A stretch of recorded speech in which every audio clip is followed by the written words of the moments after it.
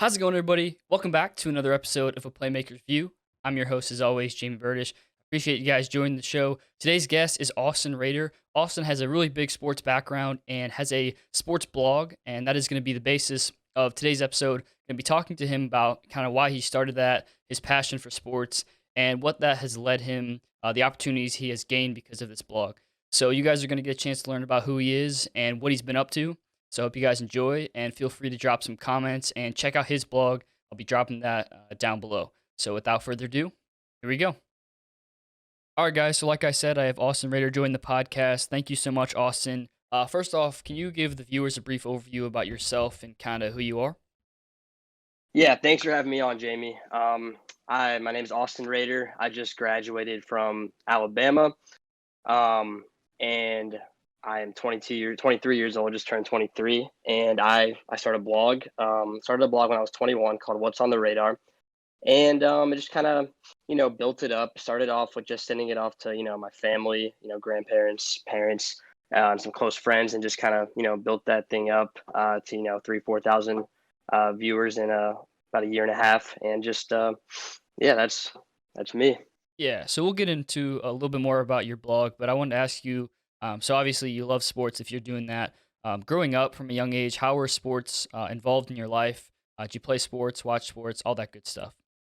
Yeah, I was, my dad got me into it when I was like 4 or 5 years old, and just kind of just got addicted to just following my favorite players, and just kind of started playing a little bit, and yeah, just got really into it at a young age. Just kind of took off from there.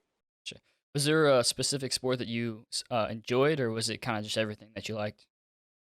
I'd say I narrowed it down to basketball and baseball, but mainly basketball when I got to like teenage years. Gotcha.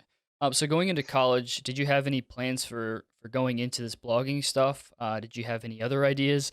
What was your, I guess, mindset going into college? What were you planning on studying and all that stuff? Well, honestly, I really didn't know. I knew I loved sports and wanted to go into it in some capacity. Alabama just had a lot of options, especially just coming from a big football school. So I knew that that would open a lot of doors. And I mean, I had friends that went into different areas. One wanted to be an agent and kind of, got to know the players. And another friend of mine worked for the team and just kind of as like equipment, and just like, went in through that aspect. And I think that I just didn't know. And I found out a couple of years in that I could write, and just kind of took off from there, and just realized that was my niche. Gotcha. So having all this experience, what kind of things have you been able to do? Obviously, you probably had some experience with the Alabama football team, and all the different sporting teams at Alabama. But what is probably one of your favorite experiences that you've had because of this blog?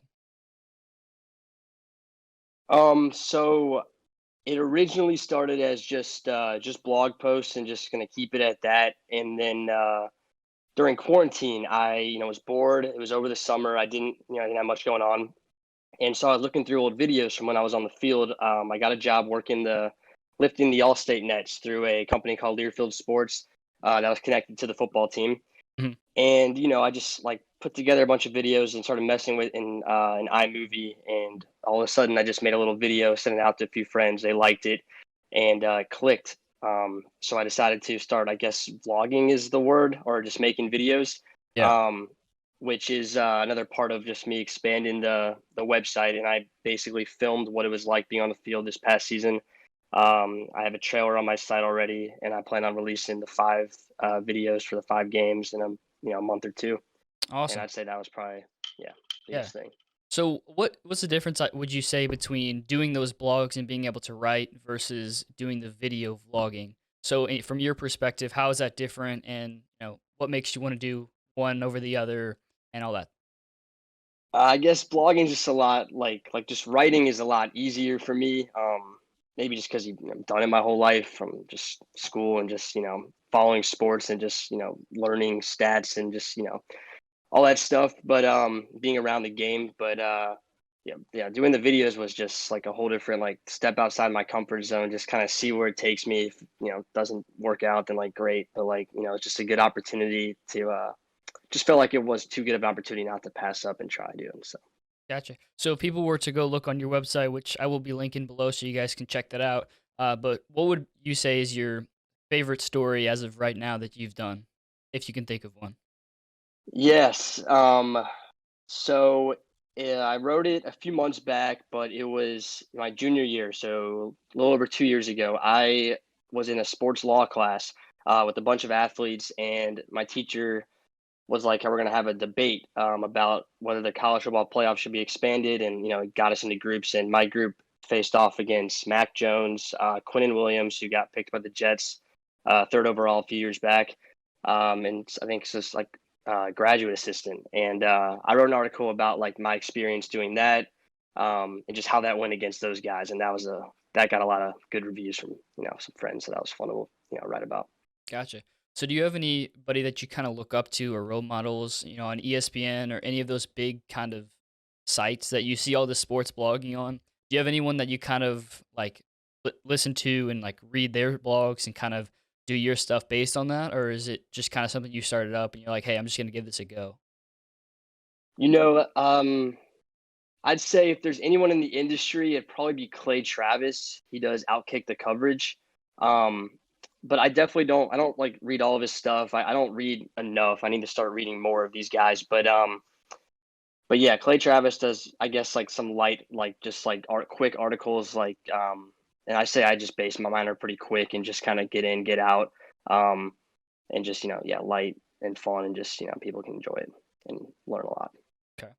So what do you think blogging does, or even vlogging? What do you think that does for the sports in general for a fans? Like, say I were to read your stuff, what does that provide to fans and viewers of your stuff? Like, how can people benefit from what you're doing? Yeah, I think it just gives readers and viewers just another, a different type of, a seat to a different type of area of the sport, and just a different perspective of, maybe my experience here at Alabama and being around, these athletes and having these cool opportunities, and I guess being on the field, just kind of seeing it from that view and seeing, I guess in the videos you'll see like what goes on, before games, after games, and just that little field level view, and just kind of that being right next to all the action. Right. So what does this mean for your future? I mean, obviously you still have you have a lot of experience that you can use for your future. But what are your plans? What are you inspired to do in the next 5 to 10 years? Do you have any big goals? Tell the viewers a little bit about what this blogging might do for you in your future. Well, as far as 10 years down the road, I'm really not sure, but I would say that the plan is just to keep making these, shoot for weekly articles. So keep making these weekly articles. And then, keep, I don't plan on this being like my main career. I plan on this, just keep building this up, keep building my viewers up. And, if I were to one day get to that, that would be, awesome to be able to, obviously start that business. A lot of guys in the sports media industry started off with blogs. Um, so, that's definitely a goal of mine, but definitely not something I'm banking on. But just keep growing it and just reaching those small goals, and keep trying to expand, keep trying to find new ways to innovate. Like the videos was one way, and just different, just rechanging the website. I'll be selling merchandise in a couple of months to go with the videos, and just finding new ways to just get more viewership. Gotcha. So the last thing I want to ask you, because this is all great stuff, and like I said, I'm gonna link his website. I believe it's just what'sontheradar.com, and I'll put that below so everyone can kind of view your stuff. And every week you'll be posting stuff, correct? Or at least Yeah, trying to. Okay. yeah. But the thing I want to leave you with is obviously, you started this up on your own. So for people who might not have all the experience, what are your suggestions to them if they want to start a blog or a vlog? Um, I mean, obviously, it takes a lot of stuff, but from you, what words of advice would you have for people who want to start up something like that? I would say if you're interested in it, start writing. Doesn't matter what sport, doesn't matter all the other competition, because obviously a lot of guys are writing stuff, but I only write stuff that I'm interested in. Like I have a team or a couple guys who are editors who like are family members of mine or close friends, and I'll be throwing ideas off, and they'll send them drafts, and they may not like it, or they'll give me ideas and I might not like it.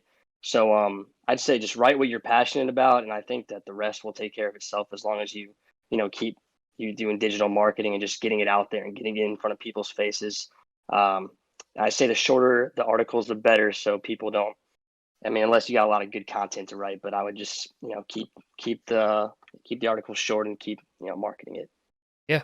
All right, that's awesome. I really appreciate you joining the podcast, and I know you've been pretty busy and got a lot going on, so I do appreciate it. Thank you guys for joining the podcast. Please go check out Austin's blog and vlog. I'm excited to see his stuff. I haven't read too much, but I'm going to get into it and read your stuff, and hopefully, you'll be up on ESPN one day, and I'll be able to say that I knew you. So thank you so much, and we'll be back with you guys next week for another episode.